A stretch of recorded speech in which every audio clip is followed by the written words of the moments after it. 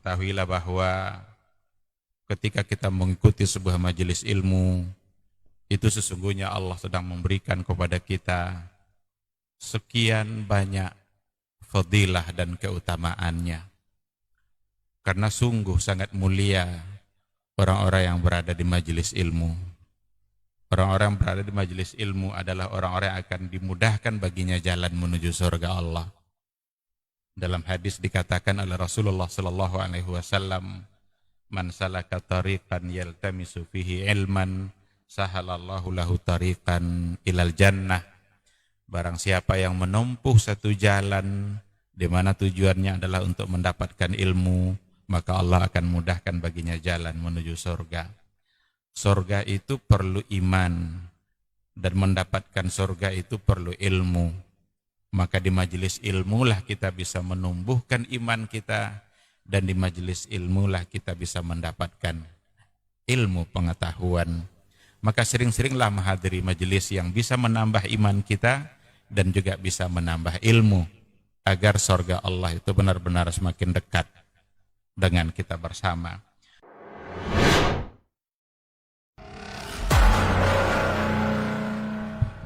Bismillah. Assalamualaikum warahmatullahi wabarakatuh. Alhamdulillahirrabbilalamin. Wassalatu wassalamu ala asyrafil anbiya'i wal mursalin wa ala alihi wa ashabihi rasulillahi ajma'in wa ba'd. 91,1 FM Radio Robani, Merajut Ilmu dan Peradaban, Generasi Robani dan pemirsa KMTV dimanapun Anda bisa menyimak siaran kita di kesempatan malam hari ini. Alhamdulillah, bersyukur kita kepada Allah Subhanahu wa taala. Salawat dan salam kepada Nabi Muhammad sallallahu alaihi wasallam.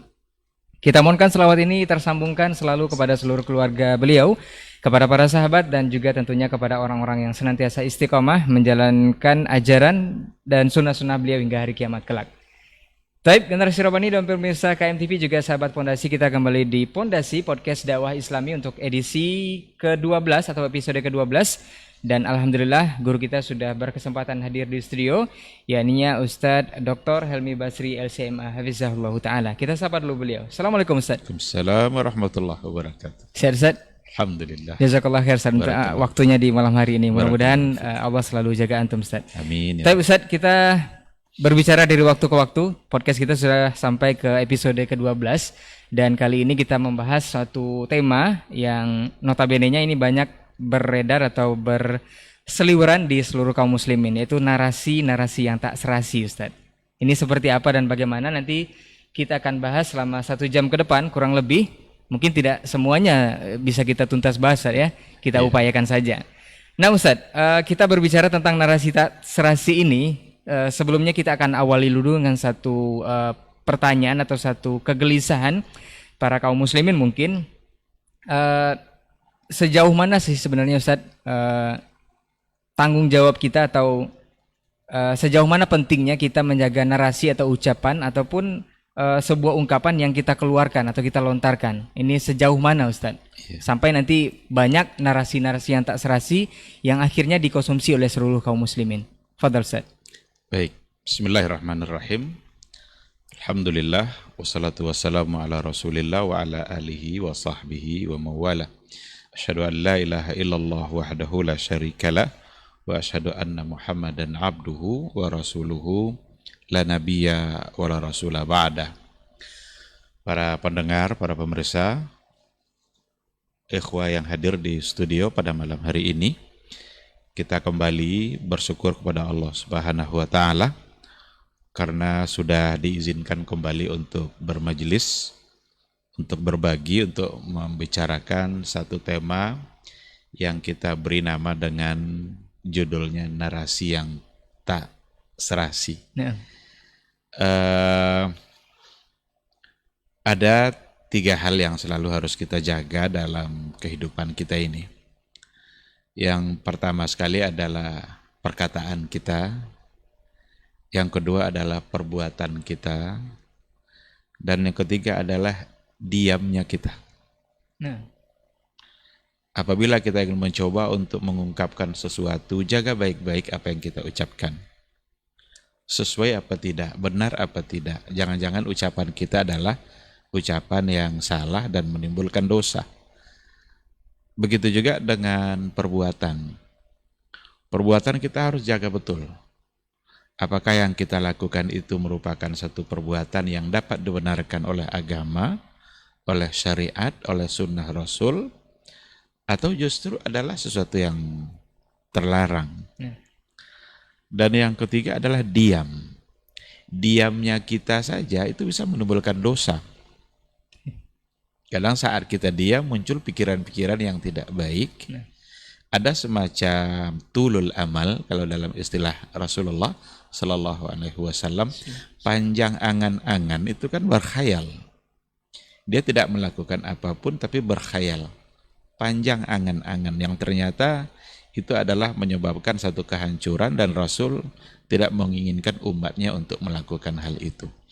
Nah, kalau diam saja kita bisa menimbulkan dosa, apalagi kalau sudah berkata dan berucap. Yang akan kita ambil pada malam hari ini satu poin dari yang tiga itu, yaitu ucapan. Narasi itu kan sesuatu yang berawal dari ucapan. Jangan sampai narasi kita sembarangan. Narasi kita asal keluar saja dari mulut kita tanpa kita mencoba untuk mengetahui, mencari tahu apakah berakibat baik atau tidak. Saya ingin mengingatkan dengan ungkapan Ali ibn Abi Thalib. Dalam persoalan ini beliau mengatakan, wazinil kalama idza nataqta wa la takun sarsaran fi kulli wadin yakhtubu wahfaz lisanak wahtariz min lafzihi fal mar'u yaslamu bil lisani wa yu'tabu. Ini pesan yang luar biasa dari Ali ibn Abi Thalib radhiyallahu anhu terkait dengan narasi. Kita harus berhati-hati betul. Wazinil kalam idza nataqta. Timbang-timbang betul apa yang akan kamu ucapkan. Jangan asal ngomong. Wala takun sarsaran fi kulli wadin yakhtubu. Jangan kamu cerewet, jangan kamu banyak kali ngomongnya dalam setiap tempat, di setiap lembah, di setiap keadaan. Yakhtubu, ngomong. Semua diucapkan. Wahfaz lisanak wahtariz min lafzihi. Jagalah lisanmu, jagalah lidahmu, dan pilih-pilih lafaz apa yang akan diucapkan oleh lisanmu. Fal mar'u yaslamu bil lisani wa yu'tabu. Karena sesungguhnya seseorang itu selamat atau celakanya itu ditentukan juga oleh lisannya, oleh lidahnya. Pesan ini akan sangat nyambung dengan tema kita pada malam hari ini. Narasi yang tak serasi. Jangan sampai narasi-narasi yang terucap oleh kita, ungkapan-ungkapan yang kita ucapkan ternyata mendatangkan murka Allah, ternyata menimbulkan musibah-musibah dalam perjalanan agama umat manusia, dan itu semua nanti akan ada pertanggungjawabannya di akhirat kelak. Kalau kita lihat dari hadis-hadis Rasul, dari ayat-ayat, itu ternyata akan banyak sekali ayat-ayat dan hadis-hadis yang mengajak kita agar kita senantiasa menjaga lidah, menjaga hati, menjaga pandangan, karena semua itu adalah akan dipertanggungjawabkan. Dalam sebuah hadis dikatakan oleh Rasulullah Sallallahu Alaihi Wasallam, al-muslimu man salimal muslimuna min lisanihi wa yadihi. Orang muslim yang sebenarnya itu adalah ketika orang muslim yang lain selamat dari lidahnya dan tangannya. Jadi kalau lidah kita ini memunculkan persoalan di tengah-tengah kehidupan umat Islam, berarti kita tidak lagi menjadi muslim yang sejati, muslim yang sebenarnya. Begitu juga dengan ulah tangan yang kadang-kadang bisa menimbulkan berbagai masalah dalam kehidupan umat manusia. Maka bahasa Rasul ini sangat singkat tetapi sungguh sangat luas maknanya. Orang muslim yang sebenarnya adalah ketika umat Islam yang lain bisa selamat dari kesalahan lidah dan kesalahan tangannya. Dalam Al-Quranul Karim ada ayat yang lebih umum dikatakan, innas sam'a wal basara wal fuada kullu ulaika kana anhu mas'ula. Sesungguhnya pendengaran kita, penglihatan kita, dan hati kita itu semua akan ada pertanggungjawabannya. Oleh karena itu, berhati-hatilah dalam bernarasi, jangan asal ngomong, tetapi pikirkan apakah yang dinarasikan itu adalah benar menurut agama, menimbulkan kemaslahatan, atau justru narasi itu akan mendatangkan bencana, baik bagi kehidupan umat manusia, kehidupan sosialnya, atau dalam kehidupan beragama. Karena betapa banyak nanti kita lihat narasi-narasi yang oleh agama, kalau ditimbang-timbang dengan agama, itu ternyata tidak benar. Ya. Allahu a'lam. Baik, jadi dari 3 poin tadi yang disampaikan, menurut Antum Ustaz, dari 3 poin yang disampaikan tadi memang semuanya berat untuk dilaksanakan. Tapi kalau dicoba memang bisa Ustaz ya. Yang pertama menjaga lisan, kemudian menjaga perbuatan, kemudian menjaga diamnya kita. Jadi dari 3 poin ini ternyata yang paling berat itu diam ini Ustaz. Yang paling berat itu menjaga lisan ini Ustaz. Karena banyak narasi-narasi yang saat ini akan timbul, yang akan kita bahas ini selama 1 jam ke depan lebih kurang. Itu ternyata menimbulkan perbuatan-perbuatan atau pemikiran-pemikiran, bahkan amalan-amalan yang melenceng dari syariat, bahkan tidak terasi. Betul. Jadi memang dan tidak ada sebenarnya yang tidak mampu dikerjakan ketika agama memerintahkan. Baik. Mungkin itu dianggap berat, tetapi agama tidak mungkin menyuruh sesuatu yang kita tidak mungkin melakukan. Nah. Ketika Rasul bilang jaga lisanmu, oleh sebagian atau oleh kebanyakan mungkin berat, tapi bukan berarti tidak mungkin. Karena tidak mungkin Rasul menyuruh kita melakukan sesuatu yang tidak bisa dilaksanakan. Maka yang perlu itu sebenarnya adalah tekad yang kuat kita. Harus ada tekad yang kuat untuk menjaga lisan kita. Jangan asal ngomong aja. Kan macam-macam yang terucap itu yang bisa merusak agama. Yang barangkali nanti bisa kita lihat contoh-contohnya melalui beberapa hal gitu dalam kehidupan keseharian kita, insya Allah. Kita akan mulai dari narasi yang pertama untuk antum yang menyimak di kesempatan malam hari ini. Sesuai tema kita yang kemarin itu Ustaz, atau pekan yang lalu, bahwa gelombang hijrah itu menimbulkan banyak perbendaharaan pemikiran dalam hati ataupun otak kaum muslimin. Salah satunya yang setelah berhijrah ini dibuat bingung Ustaz dengan narasi-narasi yang tak serasi ini. Yang pertama sekali mungkin dengan beralasan berdakwahlah atau menyampaikan ajaran agama ini adalah dengan hikmah, dengan tidak perlu memecah belah, itu dengan tidak membahas poin penting sebenarnya dalam risalah Rasul Ustaz, itu tidak membahas akidah. Jadi biarkan saja bermalam di kuburan mungkin, atau bertahlil atau menginap atau segala macamnya, jangan dibahas itu. Kita yang penting berdakwah dengan hikmah, persatuan dulu Ustaz. Jadi jangan dibahas itu. Narasi ini berkembang Ustaz, bahkan sebagian besar kaum muslimin mengaminkan ini, seperti mengaminkan narasi yang seperti ini. Sebenarnya seperti apa ini Ustaz? Iya. Menjaga ukhuwah dan menjaga persatuan itu tentu sangatlah penting.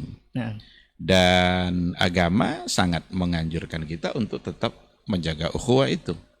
Tetapi menjaga ukhuwah seperti itu bukanlah berarti kita tidak boleh untuk saling mengoreksi. Apalagi dalam persoalan akidah, dalam persoalan tauhid. Jadi kalau umpamanya biarlah berbeda-beda, salah-salah dalam tauhid, asalkan kita tetap bersatu. Ini sudah mulai ada hal-hal yang tidak tepat di sini. Kenapa demikian? Karena dalam Al-Quran dikatakan innamal mu'minuna ikhwah. Sesungguhnya orang-orang beriman itu adalah bersaudara. Dan ayat ini mengatakan bahwa persaudaraan yang akan bertahan lama itu, ukhuwah yang sebenarnya itu adalah ketika mereka diikat oleh satu iman dan akidah. Karena innamal mu'minuna ikhwah. Nah, oleh karena itu, kalau ingin bertahan lama persaudaraan dan ukhuwah kita itu, bangunlah di atas akidah dan di atas iman. Nah sekarang kalau seandainya ada perbedaan-perbedaan yang begitu jauh perbedaannya dalam persoalan akidah, persaudaraan apa yang mau dipertahankan? Maka oleh karena itu Ketika terjadi hal-hal yang menyimpang dalam persoalan akidah, demi menjaga persaudaraan kita, bahkan sebagai bukti bahwa kita bersaudara itu justru saling mengingatkan.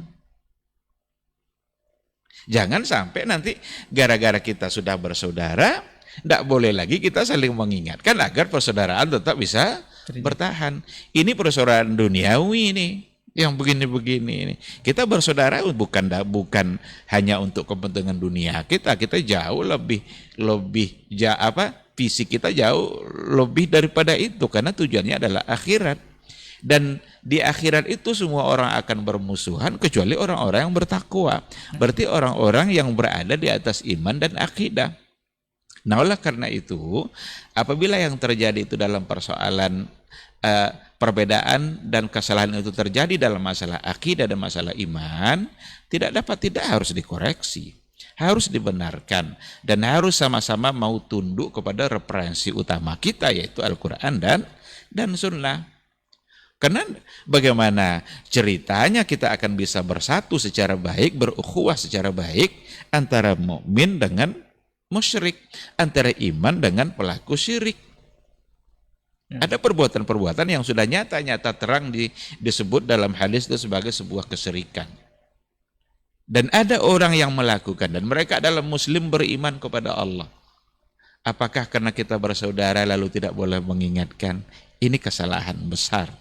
Justru karena kita bersaudara itulah kita harus saling mengingatkan.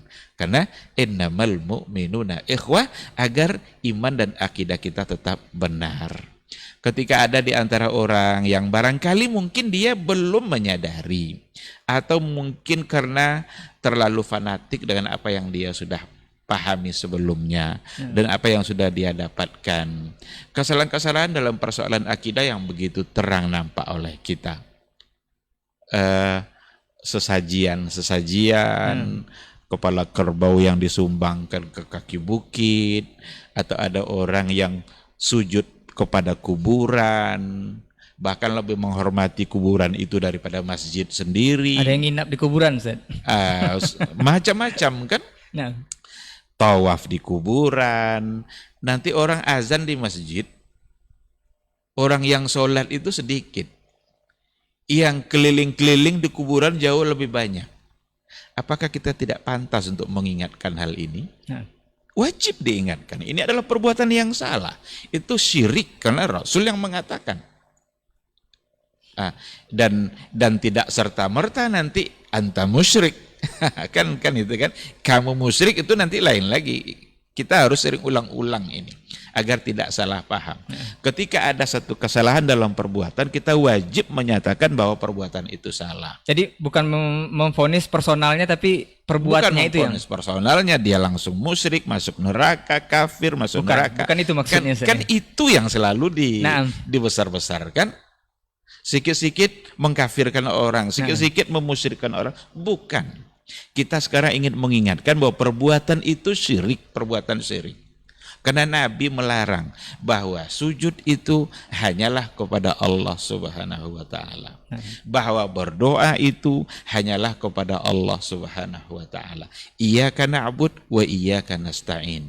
Sekarang ada orang berdoa dan meminta-minta ke pohon besar yang dianggap keramat. Ada ke patung-patung kalau dulu orang-orang jahiliyah kan.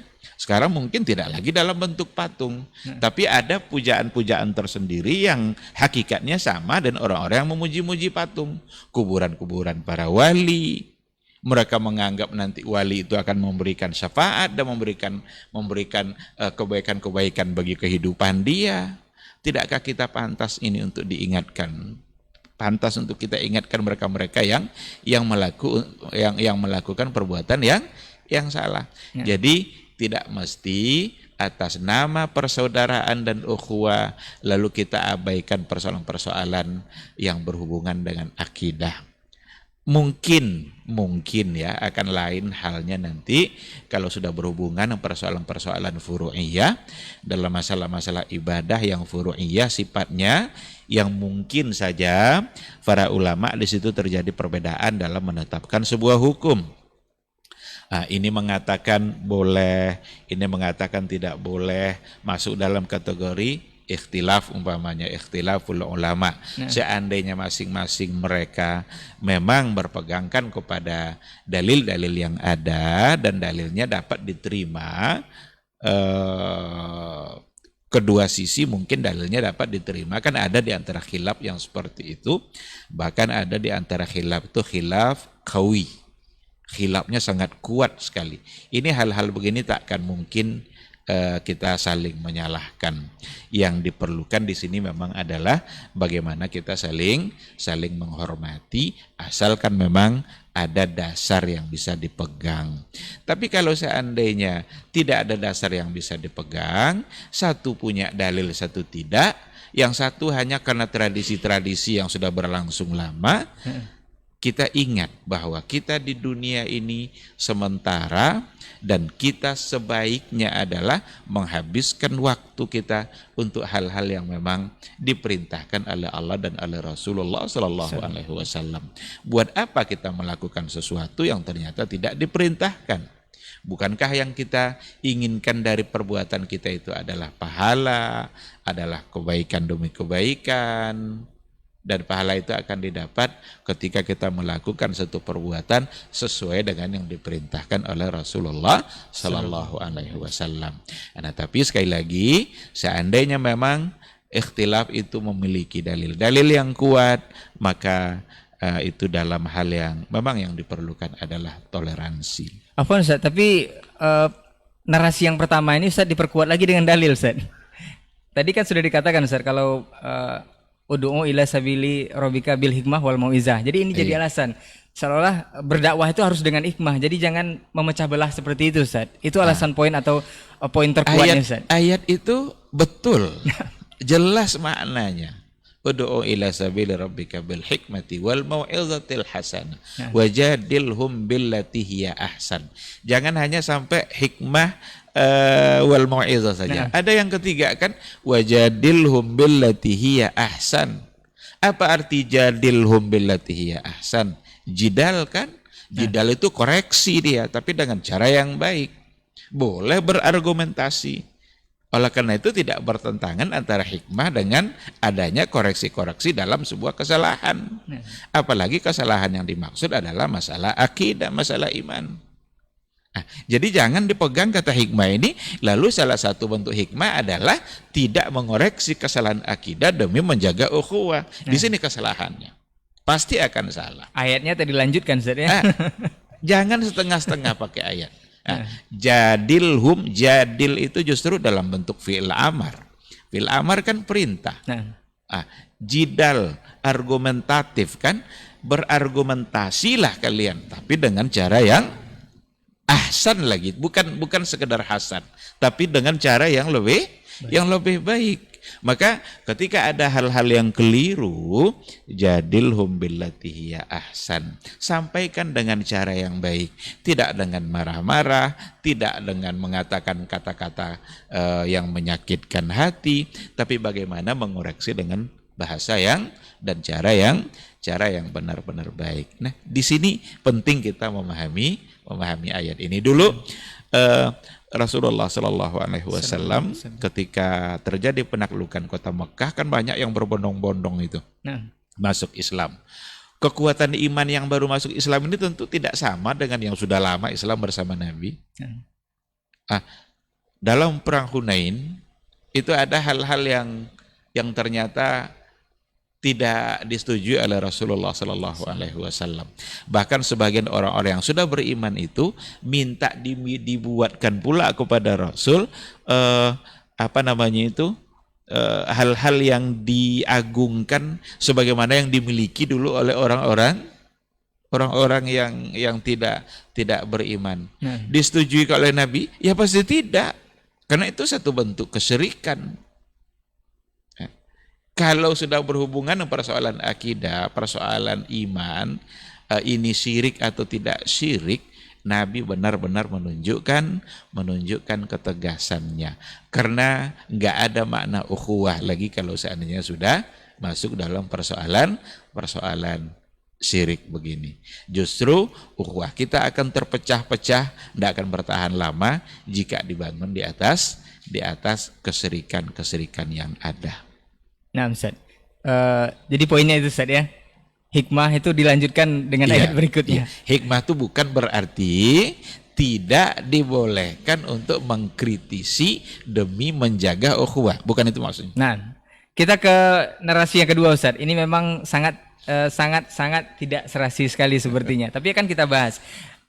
Ada satu quote Ustadz yang sepertinya ini dijadikan oleh berbagai tokoh di negara kita. Bahkan mungkin ada juga dunia yang mengadopsi. Atau ini juga khusus skop negara kita aja. Ada tokoh agama yang membenarkan quote ini Ustadz. Ada yang mengatakan seperti ini. Jika engkau baik, aku akan lebih baik. Tapi jika engkau buruk, aku akan lebih buruk. Padahal kita tahu bahwa Rasulullah SAW ini tidak mengajarkan seperti itu, Ustaz ya. Bahkan ketika di Taif itu dibalas Rasul bukan dengan hal yang lebih buruk, tapi malah dengan hal yang lebih baik. Ini seperti apa, Ustaz? Iya, kita berbuat baik kepada orang itu tidaklah semata-mata karena orang itu berbuat baik pada kita. Nah, tetapi karena Allah yang menyuruh kita agar kita berbuat baik. Sehingga tidak mesti nanti, oh karena dia berbuat baik sama saya, maka saya berbuat baik juga. Yang pada akhirnya nanti, kalau dia tidak baik sama saya akan lebih tidak baik lagi. Ini bahasa-bahasa pendendam ini. Dan agama sangat tidak membolehkan kita untuk memiliki sifat dendam seperti itu. Karena kita berbuat baik bukan semata-mata karena orang itu berbaik, tapi karena Allah yang menyuruhkan kita berbuat baik. Sehingga ketika ada orang yang tidak baik sama kita, tidak pula mesti kita balas dengan yang lebih tidak baik. Karena kita dilarang untuk berbuat tidak baik itu. Itu namanya mencari musuh. Jadi perintah berbuat baik ini bukan balas budi sebenarnya Ustaz ya. Memang perintah dari Allah Subhanahu. Memang Allah yang menyuruh kita berbuat baik. Sehingga kita lakukan, dan Allah yang menyuruh kita yang melarang kita untuk berbuat tidak baik, sehingga tidak ada alasan untuk membalas dengan yang lebih buruk dari apa yang dia lakukan. Kalau dilemparnya saya 1 kali, saya akan lempar dia 2 kali. Kan berarti dengan yang lebih baik. Dari catatan sejarah kita akan temukan hal yang luar biasa. Itu ayat yang bercerita tentang kisah anaknya Nabi Adam, Habil dan Qabil. Si Qabil kan membunuh si Habil. Tapi diceritakan dalam ayat si Habil bilang begini. La imbasatta ilayya yadaka litaktulani ma ana bibasiti yadiya ilaika liaktulak. Seandainya kamu menghunuskan, mengeluarkan tanganmu, senjata kamu untuk membunuh saya, ma'ana bibasiti yadiya ilaika liaktulak. Saya tak akan pernah lakukan tangan saya ini untuk membunuh kamu. Berarti si Habil tidak ingin membalas kejahatan si Qabil. Karena Qabil dengan ada hasad ya, rasa iri, apa yang ada pada Qabil tidak sama dengan si Habil, muncul rasa irinya. Sehingga dia menyimpan rasa dendamnya dan berniat untuk membunuh saudaranya sendiri dengan tangannya. Maka si Habil bilang, kalaupun kamu ingin bunuh saya tidak akan berkeinginan untuk membunuh kamu. Bukankah ini contoh yang baik? Kalaulah seandainya si Habil diminta untuk berbuat hal yang sama, maka jangan coba-coba bunuh saya. Mungkin kamu akan lebih duluan mati daripada saya. Kan itu. Contoh dari Nabi tadi kan juga seperti itu kan. Rasulullah SAW dalam catatan sejarah benar-benar punya karakter yang namanya pemaaf. Akhlak itu karakter. Akhlak itu tidak dibuat-buat. Karena bisa orang berbuat baik tapi tidak dari hatinya. Hanya karena dipandang oleh orang lalu ia berbuat baik. Tetapi tidak menjadi karakter. Tapi Rasul, wa innaka la'ala khuluqin azim, yang ayat itu untuk dia, itu benar-benar akhlak Nabi sebagai karakter. Yang salah satunya adalah pemaaf. dilempar pakai batu, berdarah-darah, tumit Nabi. Tidak ada lagi penerimaan orang-orang Taif terhadap Rasul ketika itu. Maka datanglah malaikat, malakul jibal, malaikat yang mengatur gunung. Dia bisa buat gunung itu apa aja. Ditawarkan kepada Rasul Sallallahu Alaihi Wasallam, ya Muhammad, kalau kamu mau, itu gunung tuh ada 2 gunung, antara 2 gunung itu bisa ditimpakan ke mereka-mereka yang menyakiti kamu. Apa jawaban Nabi? Sangat luar biasa jawaban Rasul. Jangan lakukan itu. Karena innahum qaumun la ya'lamun. Sesungguhnya mereka adalah kaum yang tidak tahu. Saya berharap dari keturunan mereka nanti akan lahir orang-orang yang menyembah Allah Subhanahu wa taala. Seandainya lah agama kita ini adalah agama pendendam, mungkin Nabi akan memilih bagaimana mereka bisa hancur dan binasa.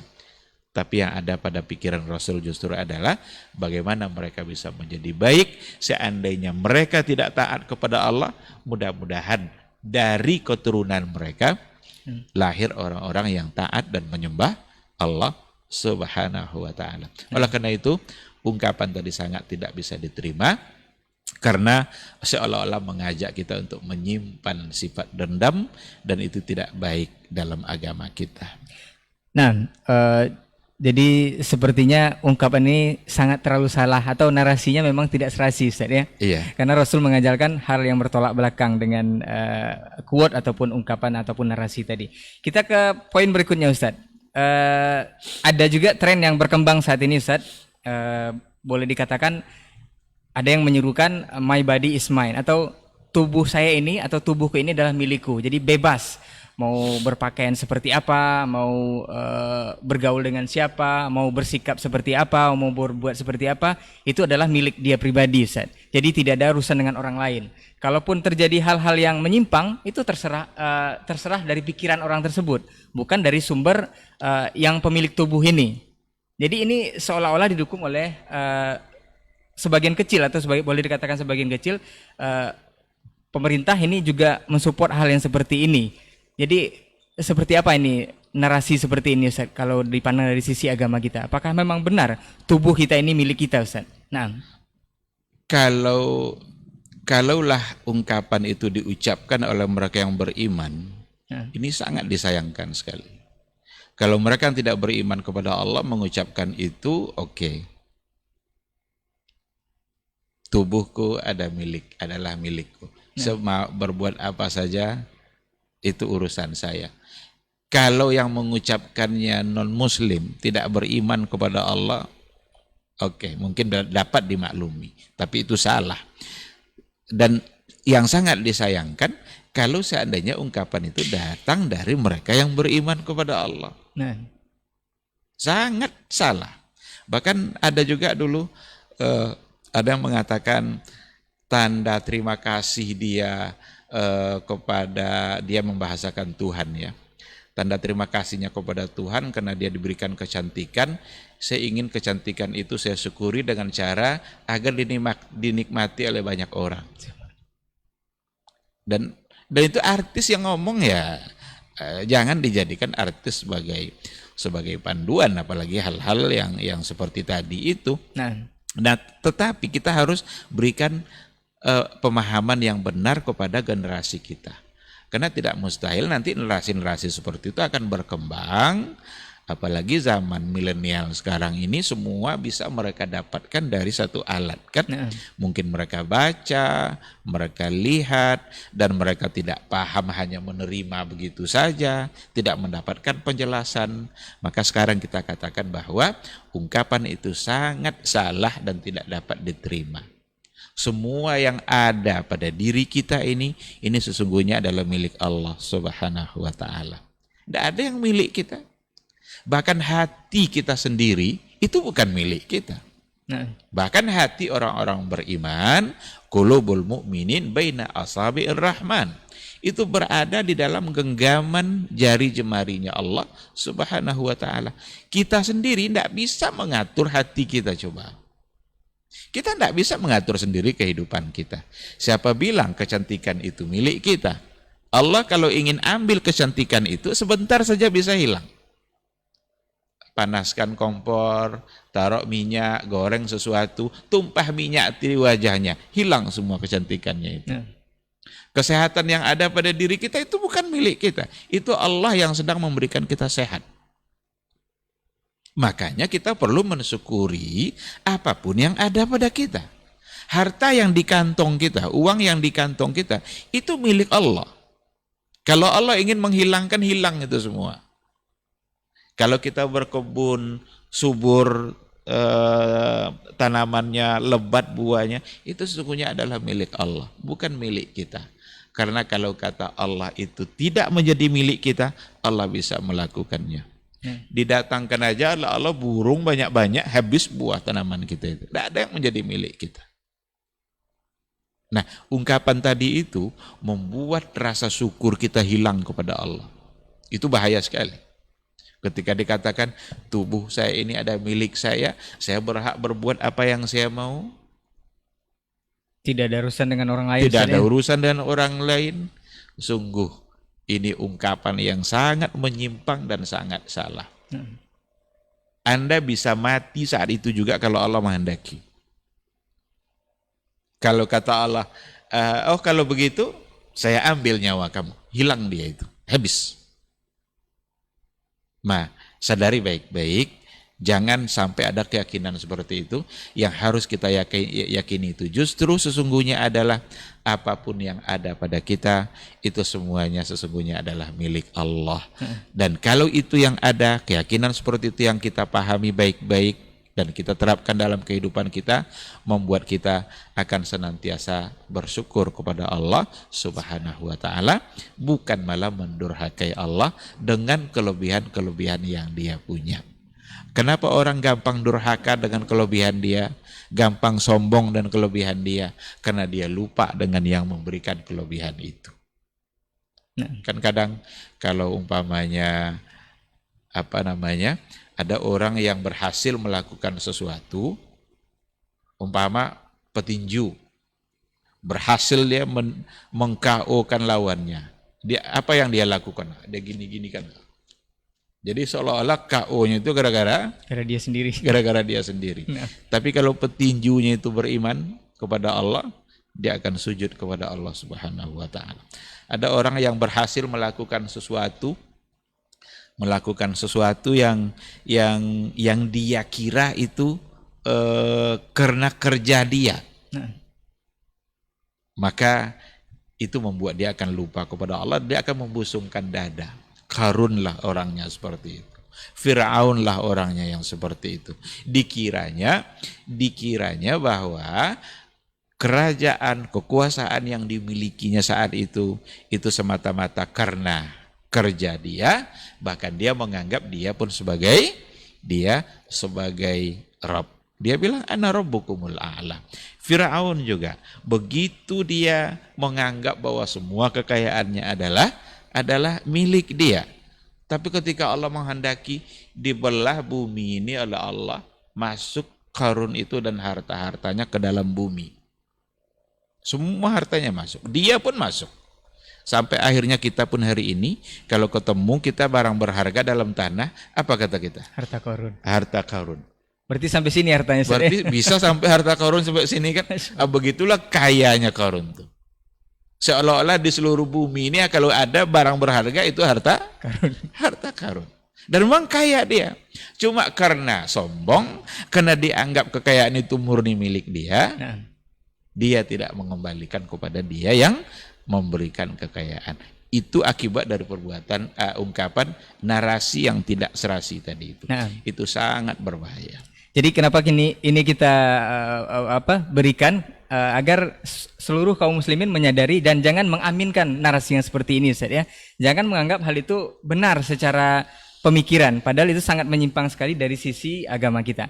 Kita ke poin berikutnya, Ustaz. Ini masih berhubungan dengan generasi penerus atau milenial sekarang ini, boleh dikatakan seolah ini bermaksud benar, Ustaz. Jadi sedari kecil itu kita ditanamkan PD, Ustaz, alias percaya diri dengan kemampuan kita. Anak-anak banyak diajarkan untuk tampil di depan, untuk mengungkapkan atau menunjukkan bakatnya dengan alias percaya diri. kemudian tidak dibarengi dengan percaya kepada Allah Subhanahu wa taala. Iya. Dan bahkan ungkapan ini seolah-olah berbarengan dengan orang tuanya. Ketika anaknya kuliah di tempat umum, berhasil, kemudian menjuarai suatu festival ataupun olimpiade, itu dibanggakan. Anak saya pintar, kuliah di sini, IPK-nya sekian, tidak sholat pun tidak masalah, tetap juga pintar. Ini seperti apa Ustadz? Bahkan banyak dibandingkan dengan anak kaum muslimin yang ternyata banyak yang minder, prestasi menurun, bahkan itu cenderung terbelakang. Ini narasi Iya. seperti ini seperti apa Ustadz? Ini Nah. lagi-lagi sesuatu yang sangat keliru sekali. Nah, Tapi perlu diketahui bahwa PD, percaya diri, jika digunakan untuk sesuatu yang positif, itu bagus. Karena itu memotivasi gitu ya. Nah. Memotivasi anak-anak kita agar dia bisa mengembangkan bakatnya dengan memiliki kepercayaan diri dalam artian dia tidak dibolehkan untuk minder. nah, Itu bagus. Tapi kalau seandainya percaya diri dalam artian yang negatif, itu nanti bisa. Seperti apa itu? Seolah-olah apa yang diraihnya, apa yang dicapainya, itu semata-mata karena usaha diri dia. nah, Ada seorang mahasiswa lulus dengan nilai tertinggi, prestasinya luar biasa. Lalu dia menganggap seolah-olah itu semata-mata usaha dari dia. Apalagi seperti yang ditanyakan tadi, IQ-nya tinggi tapi dia tidak sholat. nah. Kamu rajin sholat tapi IQ-nya rendah gitu. Ini satu kekeliruan lagi. Tidak ada gunanya nilai tinggi, pencapaian angka yang tertinggi, tetapi dia tidak dekat dengan Allah. Itu buat apa? Oleh karena itu kecerdasan intelektual berbeda dalam Islam dengan kecerdasan konvensional. Kalau kecerdasan konvensional itu kan pencapaian angka kan. Nah. Kita akan anggap pintar anak kita itu kalau nilainya 10 semua. Tengok rapornya oleh orang tuanya 10, 10, 10, 10 atau 100, 100, 100. Itu akan dianggap pintar. Konvensional seperti itu. Bukan tidak bagus dia dapat nilai tinggi tadi itu. Masya Allah, Perlu kita puji, Masya Allah, biar lebih bersemangat lagi dia. Tapi kalau seandainya yang nilai-nilai 10 tadi subuh tidak bisa bangun, tidak ada gunanya angka 10. Nah, Buat apa 10 semua nilainya, tapi subuh tidak bangun, tidak sholat subuh dia. Buat apa? Kecerdasan dalam Islam, kecerdasan intelektual itu tidak diukur melalui angka. Tapi diukur nanti melalui apa pengaruh angka itu dalam kehidupan dia. Dan Nabi mendefinisikan cerdas luar biasa. Al-Kayyis, kata Rasul, cerdas itu Al-Kayyis dalam bahasa Nabi. Man dana nafsahu wa amila lima ba'dal maut. Nah, ini dia. Orang yang cerdas itu adalah man dana nafsahu. Orang yang memperbudak diri dan hawa nafsunya. Tidak mengikuti hawa nafsunya. Wa amila lima ba'dal maut, dan selalu berbuat untuk sesuatu setelah kematian nanti. Ini yang cerdas. Ini bahasa Nabi, ini hadis ini. Maka kalau ada orang meraih prestasi yang luar biasa tapi menyulitkan dia nanti setelah kematian, ini tolol orangnya. Bodoh dia di sisi Allah. Walaupun mungkin di mata manusia dia dipuja-puja. Nah. Berderet piala di rumah tuh, bukan tak bagus, bagus, perlu dikasih motivasi. Mudah-mudahan lebih berprestasi lagi. Tapi deretan piala itu tidak ada gunanya itu. Kalau dia sebagai seorang pembohong. Tidak akan membantu dia piala itu nanti di akhirat. nah, Kalau dia sebagai seorang yang pembohong dan berdusta, tak pernah mau jujur, kalau dalam Islam, biarlah satu pialanya, tapi dia tampil sebagai orang yang sangat jujur. Maka yang cerdas dalam Islam itu yang bisa membedakan mana yang halal, mana yang haram. Itu yang cerdas. Ustaz. Itu yang cerdas. Mana yang hak dia, mana hak orang lain. Walaupun nanti prestasi dunianya mungkin tidak terlalu gemilang. Biasa Ketimbang ada orang yang berprestasi luar biasa di dunianya, tapi tidak bisa membedakan mana yang halal, mana yang haram. Nah, Mana yang milik dia, mana yang milik anak yatim. Mana milik pengurus masjid, mana yang milik pribadi dia. Tidak bisa dia bedakan. Itu sangat tidak cerdas.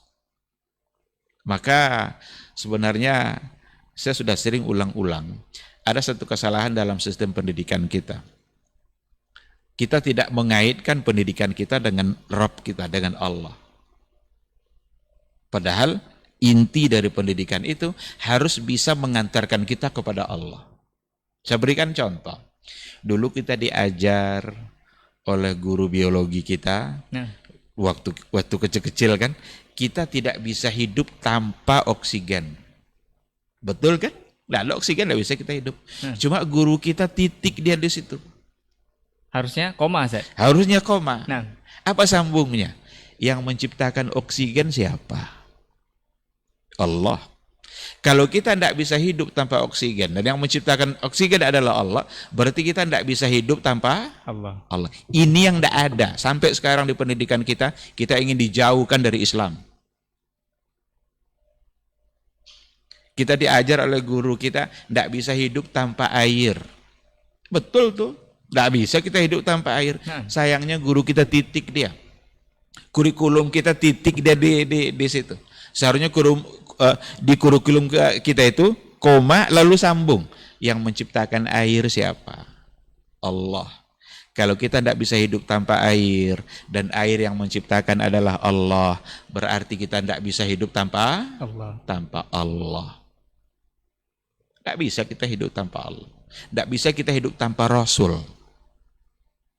Jadi jangan coba-coba direndahkan syariat Islam.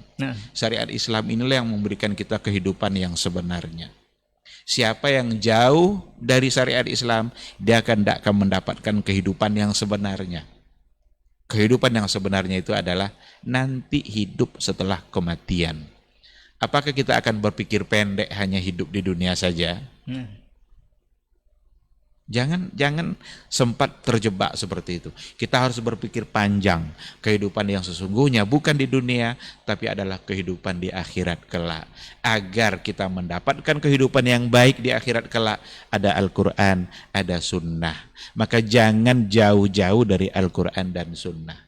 Apapun yang membuat kita jauh dari Quran dan Sunnah, itu pasti tidak baik dan itu pasti akan menghancurkan kehidupan kita, bukan hanya kehidupan akhirat, bahkan juga menghancurkan kehidupan dunia kita. Jadi yang penting ini sejalan sebenarnya, Ustaz. Jadi PD itu memang penting, tapi harus dibareng dengan PA, Ustaz. Percaya kepada Allah. Percaya kepada Allah. Karena tanpa Allah kita tidak akan PD, Ustaz ya. Tidak ada apa-apanya kita. Artinya ketika ada seseorang yang mampu melakukan sesuatu, bukan karena PD dia. Karena ada Allah ya. Karena ada Allahnya. Oh, hebat sekali kamu memang hebat. Enggak. Allah yang memberikan kehebatan itu. Ini harus kita tanamkan sebenarnya kepada generasi kita, kepada anak-anak kita, agar mereka sadar bahwa sesungguhnya segala-galanya ditentukan oleh Allah Subhanahu wa ta'ala. Ustaz, kita ke argumen atau narasi berikutnya, Ustaz. Ini sangat mendasar sekali, Ustaz. Memang pendidikan anak sejak dini itu memang sangat dibutuhkan untuk generasi berikutnya. Seolah ini berargumennya tepat, Ustaz. Jangan dekati zina. Sehingga muncullah pendidikan untuk anak-anak kita sekarang yang namanya kalau bisa dibahasakan sex education atau pendidikan seks sejak dini. Dengan mengenalkan organ reproduksi atau tidak boleh laki-laki dan perempuan bersatu dan segala macamnya, dikenalkan seperti itu. Bahkan di sekolah-sekolah juga diajarkan seperti itu materi-materi yang ada. Apakah tarbiyatul jinsiyah ini dalam Islam ini memang seperti itu, Ustaz? Apakah tidak ada batasan khusus atau seperti apa? Atau yang benarnya seperti apa, Ustaz? Agar kita tidak terjebak kepada perbuatan zina, itu solusinya bukan sex education, bukan mengedukasi seksual, memperkenalkan organ-organ reproduksi yang ada pada perempuan. Dan laki-laki. Kita khawatirkan justru ini membuat mereka menjadi penasaran. Nah, Jujur aja lah kita tanya, seberapa persen keberhasilan konsep sex education itu dalam menghindarkan mereka untuk melakukan itu? nah, Nah, maka solusinya lagi-lagi kita ambil dari solusi Al-Quran. Karena kalau Al-Quran, hadis yang disampaikan oleh Rasulullah SAW itu memberikan solusi untuk persoalan kita, itu tidak dangkal tapi ke akar-akarnya. nah, Jadi memberikan solusi, menyelesaikan masalah dari akarnya. Kalau solusi itu dirumuskan oleh manusia, akal manusia ini kan pendek. Akal manusia ini kan dangkal. Jadi mereka hanya mencari solusi dengan hal-hal yang mereka duga itu akan bisa jadi solusi, tapi tidak ada kepastian. Saya berikan contoh. Dulu karena apa?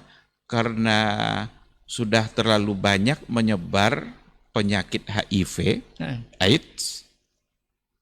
Bagaimana caranya agar tidak banyak menyebar? Apa yang solusi yang dikeluarkan oleh otak dan akal pikiran manusia? Oh, kalau begitu seksnya harus sehat. Karena ini gambaran dari tidak sehatnya seks. Bagaimana agar seks itu sehat? Pakai kondom. dijual kontrasepsi Ustaz ya. Dibuatlah ATM kondom Nah. agar HIV itu tidak menyebar. Pertanyaannya, berkurangkah? Justru melonjak Ustaz. Justru melonjak. Karena yang diusulkan itu tidak menjamin akan menjadi solusi. Tapi coba tengok Islam. Bagaimana Islam menyelesaikan masalah dari akarnya. Agar tidak terjadi perzinaan. Apa oleh Islam? Jaga pandangan. Nah. Jaga pergaulan, jangan ikhtilat laki-laki dan perempuan, jangan baca bacaan-bacaan yang mendatangkan syahwat, dekatkan diri kepada Allah, kuatkan iman. Dari akar persoalan itu diselesaikan. Nah, sehingga kalau solusi itu yang diambil, yakinlah perzinaan akan hilang, HIV akan tidak menyebar. Kalau mereka sudah dekat dengan Allah, takut dia dengan Rabb-nya, tahu dia kalau itu adalah satu dosa yang ujungnya adalah neraka, kan innahu kana fahisyatan. Kan itu adalah perbuatan yang sangat keji. Nah, itu bedanya ketika akal manusia yang memberikan solusi agar tidak terjadi suami menyakiti istri, tidak terjadi kekerasan dalam rumah tangga. Apa solusinya oleh otak dan pikiran manusia? Buat undang-undang KDRT. Pertanyaannya, apakah setelah lahir undang-undang KDRT berkurang? Semakin berani istri-istri itu untuk mendurhakai. Kenapa? Karena kalau dijewer sikit aja sama suaminya, dilaporkan suaminya. Mendapat perlindungan dia dengan undang-undang itu untuk berbuat salah, coba. Ya ini fakta dalam kehidupan, ini enggak bisa kita tolak ini. Tapi dalam Islam apa? Agar KDRT tidak terjadi. Belum nikah lagi sudah diberikan solusi. Apa itu? Cari istri yang soleha. Kalau mau dapatkan istri yang soleha, berarti kamu harus soleh dulu. Jangan dia kerjanya mencuri mau lalu berharap mendapatkan istri yang soleh. Tulul amal nih Ustaz ya. Berarti dimintalah laki-laki dan perempuan agar meningkatkan iman. Karena yang baik itu akan ditemukan dengan yang baik. Kan at-thayyibatu lit-thayyibin. Ya kan? Beginilah cara agama untuk menyelesaikan masalah. Jadi ke akar-akarnya selesai. Nah, sama dengan yang tadi itu. Ketika pikiran manusia yang bercerita, oh kalau gitu perlu diadakan sex education. Dibuat gambarnya tuh, nih alat kelamin laki-laki, ini alat kelamin perempuan. Justru saat belajar itu aja udah berdosa tuh. Karena menggambar-gambarkan sesuatu yang harus Harus tertutup. Tapi coba tengok Islam. Bagaimana tarbiyah jinsiyah, mengenalkan jenis kelamin oleh agama kita. Luar biasa. Pendidikan, kalau mau disebut pendidikan seksual, terserahlah. Tapi mungkin saya tidak mengistilahkan itu. Tapi agama membimbing agar jelas siapa laki-laki, siapa perempuan. Di antaranya, apa kata Rasul? Kalau anak kalian sudah berumur 7 tahun, perintahkan dia untuk sholat. Tapi kalau sudah umur 10 tahun, maka pukul dia kalau tidak sholat. Lalu apa kata Rasul setelah itu? Wa fariqu bainahunna fil madaji'. Wa fariquhunna fil madaji'. Pisahkan mereka ranjangnya. Jadi tidak boleh lagi anak laki-laki, anak perempuan satu ranjang kalau sudah umur segitu. Kenapa tidak boleh disatukan lagi? Berarti sudah mulai ditanamkan ada perbedaan. Bahwa laki nggak sama dengan perempuan. Tanpa perlu disebutkan hal yang tadi saja. Tanpa perlu disebutkan hal-hal yang tadi. Nanti diajak mereka sholat ke masjid. Mana saf laki-laki, mana saf yang perempuan. Kan tidak pernah anak laki-laki dibawa ke saf perempuan. Kalau sudah umur segitu. Berarti di situ sudah ditanamkan kepada mereka. Oh, berarti berbeda. Ada hal yang tidak sama ini laki-laki dengan perempuan. Nanti diajarkan pada bab toharoh. Bab toharoh kan bab di awal kitab fikih kan semuanya bab toharoh. Sebelum masuk. Itu dalam bab toharoh saja ada pendidikan yang mengajarkan yang tadi itu. Nanti perempuan akan mengalami masa haid, masa nifas, sementara laki-laki tidak. Bagaimana cara istinjaknya laki-laki dan perempuan. Itu kan semua diajar oleh agama. Tanpa perlu yang tadi ini. Lagi-lagi mari kita sadari, tidak ada yang sempurna selain dari Islam. Jangan pernah jauhkan umat dari Islam. Jangan pernah benci Islam. Orang benci Islam akan sengsara hidupnya. Siapa saja. Walaupun banyak hartanya, hatinya sengsara kalau dia benci Islam. Saya perlu tegaskan ini, perlu agak tegas sedikit. Karena sekarang ini zaman sekarang ini benar-benar tantangan kita luar biasa. Bagaimana Islam itu identik dengan teroris, Islam itu nanti dituduh mengajarkan kita kekerasan, Islam itu tidak moderat, diusung sekarang moderasi agama. Bahkan yang baru-baru ini, kasus yang baru-baru ini yang santriwati itu dihubungkan juga dengan Islam, Ustaz ya. Iya, ini juga perlu diberitahu kan. Ternyata pelakunya itu orang Syiah.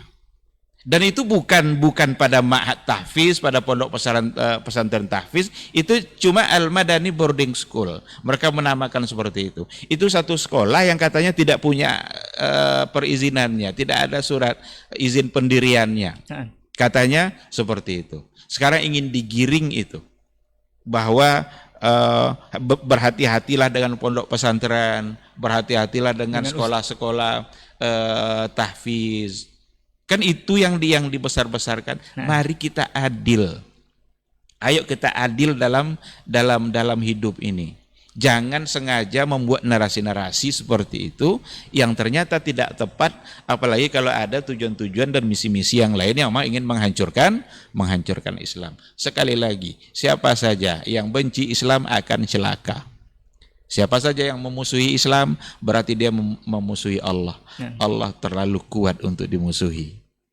Tidak ada satupun yang akan berhasil untuk melawan Allah Subhanahu wa ta'ala. Maka sadarlah, taubatlah. Benarkan Islam kita, cintai Islam kita, dan jangan pernah membenci syariat Islam yang dibawa oleh Rasulullah Sallallahu Alaihi Wasallam. Padahal semuanya sudah ada di dalam Al-Quran dan Sunnah ya. Untuk panduan kita Ustaz ya. Iya. Nanti antum balik lagi ke podcast Bumikan Al-Quran Langitkan Tauhid Ustaz ya. Itu yang pertama malah dulu ya. Ustaz ini poin berikutnya Ustaz, narasi ini seolah terkesan benar Ustaz dan sesuai dengan apa yang ada di dalam Al-Quran Ustaz. Bahwa metode paling ampuh itu katanya Ustaz adalah mendakwahkan dengan kisah-kisah dan cerita-cerita Ustaz. Bahkan Rasul itu hidupnya itu dibukukan dalam sirah Ustaz. Sirah Nabawiyah. Jadi banyaklah saat ini dai-dai yang menyampaikan ceramah atau dakwahnya dengan cerita-cerita yang terkadang itu banyak dibumbui, Ustaz. Ada cerita yang mungkin ada yang bisa terbang atau ada yang menuntut ilmu dengan makan ini dan makan itu, bisa saja menuntut ilmu. Terus ini apakah ini dibenarkan memang atau seperti apa, Ustaz? Baik. Sirah itu mengandung pelajaran yang luar biasa.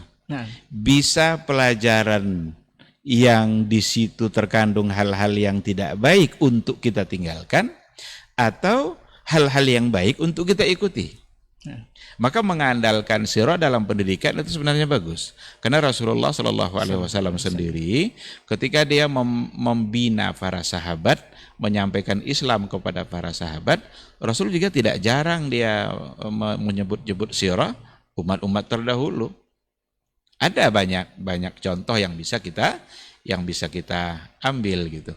Kayak Rasul pernah menceritakan ada seorang Bani Israel yang dia itu berkunjung ke satu tempat saudara dia, di mana dia berkunjung itu benar-benar bukan untuk tujuan dunianya, tapi untuk tujuan Allah, karena dia mencintainya karena Allah.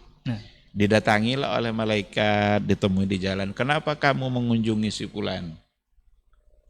Hallaka min ni'matin tarubbuha? Apakah ada urusan-urusan dunia kamu mengunjungi dia? Dia bilang, enggak, saya kunjungi dia benar-benar karena saya mencintainya karena Allah. Lalu kata malaikat itu, ketahuilah sesungguhnya saya ini adalah utusan Allah untuk menyampaikan kepada kamu bahwa Allah mencintai kamu sebagaimana kamu mencintai saudaranya. Jadi banyak Rasul ngambil kisah-kisah sejarah dalam mendidik keimanan para sahabat.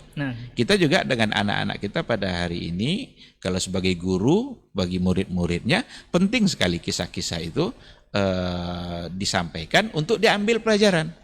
Disampaikan kisah Nabi Musa, disampaikan kisah Fir'aun. Fir'aun itu tenggelam karena kedurhakaannya. Berarti pelajarannya jangan durhaka, agar tidak diberikan hukuman musibah oleh Allah sebagaimana dihukum Fir'aun. Nabi Lut umatnya begini caranya Allah dalam menghukumnya. Nah, maka menjadikan sejarah sebagai atau kisah-kisah dalam mendidik itu bagus. Yang terpenting di sini adalah sejarah atau cerita itu jangan dibuat-buat. Ceritakanlah apa yang benar-benar terjadi. Kalau dibuat-buat nanti itu kayak Naruto kita jadinya. Ada kekuatan api, ada kekuatan angin, sinar matahari, sinar matahari. Itu akan tidak bermanfaat. Tapi kalau diceritakan dari Al-Qur'an, tongkat Nabi Musa pernah jadi ular. Ada ayatnya, ada Al-Qur'annya. Dan yang diingat di sini bukan sekadar tongkatnya itu, tapi bagaimana Allah membela seseorang yang membela kebenaran. Jadi kalau ingin dapat pertolongan dari Allah, belalah kebenaran agama ini. Kan seperti itu. Dan tidak mesti lagi kita cari-cari tongkat nanti agak jadi ular. Karena itu mukjizat. Sekarang tidak akan mungkin lagi terjadi kan? Jadi yang penting di sini adalah kisah-kisah yang benar, bukan cerita yang dibuat-buat. Kalau sudah mulai cerita dibuat-buat, ada orang yang bisa terbang, ada orang yang jalan di atas air, padahal di situ tidak ada jembatan, dia lewat aja di atas air itu. Ada wali yang tidak bisa ditusuk oleh pisau. Kita khawatir. Ini justru tidak mendatangkan kebaikan, justru membuat mereka berkhayal. Membuat anak kita berkhayal untuk mencapai sesuatu yang mungkin saja dia tidak akan pernah mencapai itu kecuali dengan cara-cara yang salah. Karena yang bisa terbang itu kadang itu tidak sebagai wali Allah, dia bisa sebagai wali syaitan. Kalaulah bisa kesalehan kita membuat kita bisa terbang, yang paling cepat bisa terbang itu Nabi. Nabi dalam hijrah dulu dari Mekah ke Madinah berhari-hari itu naik turun bukit, berapa susahnya. Apa kurang soleh Nabi? Kalau karena kesalehan bisa terbang, kan gampang terbang kan? Terbang kayak pesawat kan? Datang langsung sampai Madinah. Kalaulah memang karena kesalehan kita tidak bisa ditusuk pedang, Nabi juga lah yang kan tidak pernah berdarah-berdarah kakinya. Tadi kan kita ceritakan hijrah di Taif kan? Nabi berdarah-berdarah kan. Waktu perang Uhud juga Nabi begitu kesulitan. Apa kurang soleh Nabi? Tidak ada orang yang lebih soleh daripada Rasul. Tapi ternyata karena dia manusia, terjadi pada Nabi itu apa yang terjadi pada manusia. Jadi hindarkanlah membuat cerita-cerita bohong itu tidak usah diperbanyak. Nah. Dan orang takkan sadar dengan cerita bohong. Tidak membuat orang menjadi sadar. Justru membuat orang menjadi berkhayal agar bisa terjadi pada dia seperti itu. Dan akan melakukan apa saja agar bisa, mungkin saja langkahnya adalah langkah yang salah. Nah Ustaz, jazakallah khair. Barakallah. Barakallahu fikum Ustaz. Ini poin terakhir Ustaz, karena waktu kita memang terbatas, jadi cukup seru podcast kita malam hari ini karena banyak narasi-narasi yang berkembang di tengah kaum muslimin dan itu tidak serasi sebenarnya. Ini lebih tidak serasi lagi Ustaz, poin terakhirnya Ustaz. Mungkin Ustaz perlu jelaskan nanti filter apa yang paling ampuh untuk menjaga atau menyeimbangkan narasi tak serasi ini. Dan terakhir ada dari yang memberikan narasi mungkin oke lah, dalil ataupun narasi yang diungkapkan atau dibantah itu sahih. Oke, jadi sekarang begini saja, untuk kamu, amalmu, dan aku dengan amalku, atau kalian dengan amal kalian dan saya dengan amal saya. Apakah ini bisa diberlakukan narasi seperti ini Ustaz untuk sesama kaum muslimin atau seperti apa Ustaz? Nah, Fadil Ustaz. Walana a'maluna walakum a'malukum atau lakum dinukum itu jurus terakhir Ustaz. Ini kan sebenarnya itu lebih ditujukan kepada orang-orang yang tidak muslim kan. Dulu Rasul kan diajak juga itu oleh orang-orang kufar kan agar berimbang lah gitu kan, agar toleran lah, sama-sama ke patungnya, nanti kita sama-sama pula. Ini berhati-hati nih, sama-sama begini nih. Di bab toleransi saya. Di bab dianggap itu sebagai bentuk toleransi dalam beragama, sama-sama ke gereja, sama-sama pula ke masjid. Kita tidak butuh orang kafir itu ke masjid, buat apa mereka ke masjid? Bahkan kalau bisa mereka jangan pernah masuk ke masjid. Mereka juga nggak butuh kita datang ke gerejanya kok. Ngapain kita rusak akidah kita dengan toleransi seperti itu? Nabi dulu diajak itu, tapi turun ayat kan, Qul ya ayyuhal kafirun. Ini ketegasan dalam persoalan akidah. Ujungnya adalah lakum dinukum waliyadin. Untuk orang kafir oke. Tapi kalau sesama umat Islam yang beriman, tentu kita lagi-lagi diminta untuk menasehati. Kan amanu wa amilus salihat wa tawassaw bil haqq wa tawassaw bis sabr. Kalau ini kita tidak lakukan, kita akan merugi. Kan Allah yang bilang kan innal insana lafi khusrin. Imam Syafi'i mengatakan untuk ayat ini, seandainya lah ayat Quran itu ini yang turun, ini saja yang turun, cukup bagi kita ini untuk sadar. Ada iman, ada amal saleh, ada tawassul bil haq, tawassul bis sabr. Seandainya ada saudara-saudara kita yang memang jelas itu kesalahannya, jelas kekeliruannya.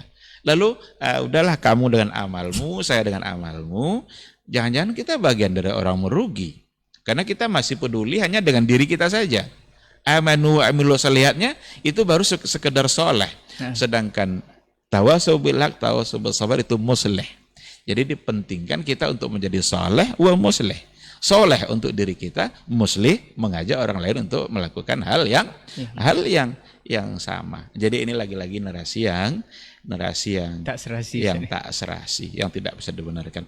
Bagaimana apa yang harus dilakukan agar narasi-narasi kita ini tetap terpelihara, tetap serasi dengan sunnah Rasul? Ya, yang pertama sekali yang harus dilakukan adalah perkuat iman. Luruskan niat kita semata-mata benar hanya karena Allah Subhanahu wa taala, bukan untuk yang lain. Kalau niat kita, dan itu pada semua profesi, apapun profesi kita, sebagai dosen, sebagai guru, sebagai pedagang, niatkan ikhlas karena Allah, bahwa sesungguhnya kita melakukan sesuatu yang baik yang Allah perintahkan. Dan kita menjadikan diri kita bermanfaat bagi orang lain. Ini persoalan iman harus sedalam mungkin. Sebagai seorang da'i umpamanya, juga harus seperti itu, sebagai seorang mubalik. Tapi kalau niatnya sudah mulai menyimpang, untuk ketenaran, agar banyak pengikutnya, lalu mengikuti selera masyarakat, itu pasti akan terjadi narasi-narasi Serasi. yang tidak serasi. Akan gampang kita mengeluarkan kata-kata yang penting orang senang. Tidak lagi kita mengukur apa yang dikatakan oleh Allah dalam Qur'annya dan oleh Rasul dalam hadisnya. Apalagi kalau untuk ketenaran. Agar kita terkenal, udah lakukan aja yang aneh-aneh itu. Pasti cepat terkenalnya kan. Tapi ini agama. Yang kita sampaikan adalah ajaran Allah, syariat Allah, ajaran Rasulullah, Rasul yang dulu menyampaikan. Bukankah al-ulama warasatul anbiya? Maka yang pertama sekali niat. Yang baik, perkokoh iman. Yang kedua, belajar yang benar. Belajarlah Islam itu dengan benar dan baik, tidak dengan spontan atau sifatnya instan. Baik belajarnya, ambil dari sumbernya, Al-Quran, Sunnah, dan ambil dari para ulama yang benar-benar manhajnya sejalan dengan Al-Quran dan Sunnah. Ayo tidak bisa main-main dalam persoalan ini. Ini tidak bisa belajar sambil makan syuhada ini. Nah, Tidak bisa ini. Habis buah nangka satu batang jadi dia seorang ahli fikih. Tidak bisa. Ini cerita-cerita bohong lagi ini. Jadi berhati-hati betul nanti. Belajar baik-baik. Belajar itu ibadah. Agama yang menyuruh kita untuk belajar seperti itu. Duduk di majelis ilmu belajar itu berpahala. Begitulah agama ini menempatkan belajar itu sebagai sebuah kebaikan. Karena belajar itu kebaikannya untuk diri dia dan nanti akan berpengaruh kepada baiknya orang lain. Nah, jadi perkokoh iman, ikhlaskan niat sebaik mungkin dan perbanyak ilmu pengetahuan, belajarlah dengan cara yang baik. Taib, jazakallah khairan Ustaz untuk waktunya di malam hari ini. Mudah-mudahan ini bisa bermanfaat untuk antum semuanya. Ingat, tetap belajar antum dan ambil dari sumber yang benar Ustaz. Mudah-mudahan kita juga bisa merajut ilmu dan peradaban Ustaz ya. Peradaban yang benar tentunya sesuai yang diinginkan oleh Rasulullah SAW. Dan mudah-mudahan narasi-narasi yang tak serasi yang sudah kita berhasil bahas di malam hari ini bisa menjadikan antum lebih mawas diri untuk memilih narasi yang benar-benar serasi dengan Al-Quran dan Sunnah. Jazakallah khairan untuk perhatian antum semua. Afwan untuk semua salah kata dan khilaf bicara. Insyaallah pekan depan kita akan bertemu lagi dengan tema yang berbeda bersama guru kita. Kita tutup dengan doa kafaratul majelis. Subhanakallahumma wa bihamdika asyhadu an la ilaha illa anta astaghfiruka wa atubu ilaik. Wassalamualaikum warahmatullahi wabarakatuh. Waalaikumsalam warahmatullahi wabarakatuh. Masya